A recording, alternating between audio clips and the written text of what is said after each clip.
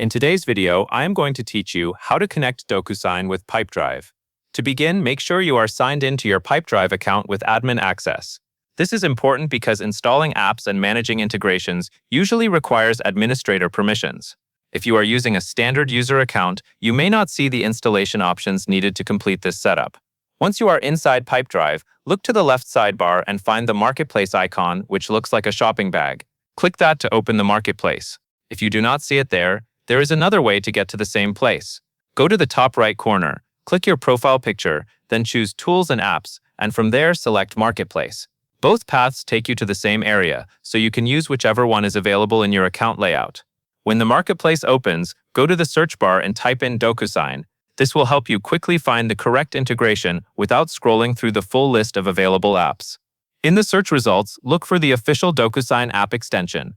It is a good idea to confirm that you are selecting the official app so you connect the right integration to your Pipedrive workspace. After opening the Docusign app listing page, move to the top right corner and click the Install Now button. This starts the connection process between Docusign and Pipedrive. At this point, Pipedrive will show you a permissions screen. Take a moment to review the requested data access permissions carefully.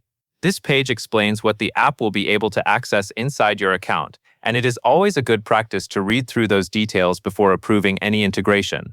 If everything looks correct, click Allow and Install. This confirms the connection and lets Pipedrive install the Docusign extension into your account.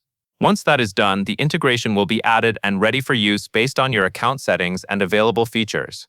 That is the full process for connecting Docusign with Pipedrive. As a final tip, if the installation button or permission screen does not appear as expected, double-check that you are signed in with an admin account.